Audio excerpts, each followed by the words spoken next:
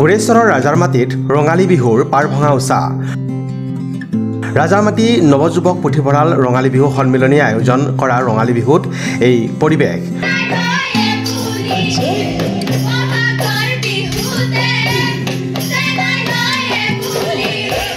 16 সংখ্যক ৰঙালী বিহু উদযাপনস্থলীত উখল মাখল পৰিৱেশ। ভিন্ন নৃত্য গীত আৰু বিহু দলে মোহিত কৰিলে বিহু বলীয়া ৰাইজক।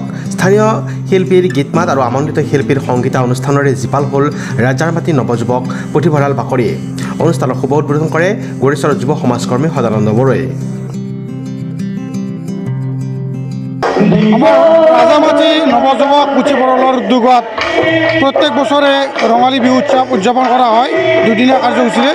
এইবেলিও আমি ৰাইজৰ দান বৰঙণি সংগ্ৰহ কৰি ৰঙালী বিহুটি আমি আয়োজন কৰিছোঁ আৰু ইতিমধ্যে আজি আমাৰ দ্বিতীয় দিনৰ কাৰ্যসূচী বিহু আমাৰ অনুষ্ঠিত হৈ আছে, বিহু চলি আছে। যোৱাকালি আমাৰ বিভিন্ন ধৰণৰ কাৰ্যসূচী হৈ গ'ল। বৃক্ষৰোপণ, শ্বহীদ তৰ্পণ, খেল ধেমালি, বন্তি প্ৰজ্বলন, লগতে আৰু বিভিন্ন ধৰণৰ কাৰ্যসূচী ৰূপায়িত হৈছে। আজিও ঠিক তেনেদৰে বন্তি প্ৰজ্বলন আছিল, বন্তি প্ৰজ্বলন হৈ গ'ল। এতিয়া আমাৰ বিহু অনুষ্ঠান চলি আছে। ইয়াৰ পিছতে আমাৰ গায়কো আহিব, গায়কো আমন্ত্ৰণ জনোৱা হৈছে।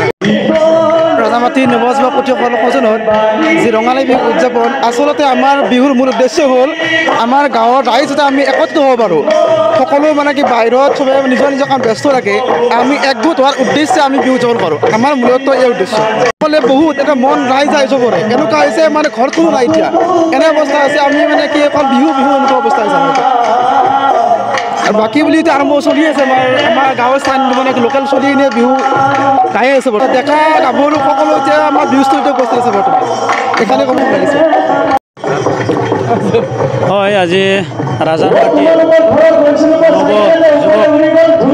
পুথিভঁৰালৰ উদ্যোগত 16তম যি বাৰ্ষিক ৰঙালী বিহু উৎসৱ উদযাপন, ইয়াত আহি সঁচাকৈ খুবেই ভাল লাগিছে।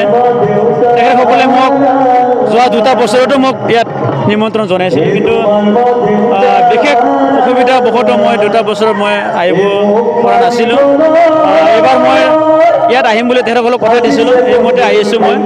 আৰু আহি আজি মঞ্চ উদ্যোগক হিচাপে উপস্থিত থাকি খুবেই ভাল লাগিছে। আৰু ইয়াত অঞ্চলৰ যে ৰাইজ, ইয়াত বিহুৰ লগত যথেষ্ট এটা উৎসাহ দেখা পাইছোঁ। গতিকে আমি অসমৰ অন্যতম এটা আমাৰ জাতীয় উৎসৱ বিহু। গতিকে এই বিহু উৎসৱটো আমি এনেকৈ আমি অঞ্চলবশত আমি পালন কৰি যাতে ইয়াৰ আমি জীয়াই ৰাখিব পাৰোঁ। আমাৰ অসমৰ যি এটা কৃষিজীৱী এটা সমাজ যিহেতু বিহুৰ লগত জড়িত আছে, গতিকে তেনেকৈ আমি এই উৎসৱ উদযাপন পালন কৰিব লাগিব। আৰু তেখেতসকলৰ যি আয়োজন খুব সুন্দৰ হৈছে। Desk report, news express, Assam.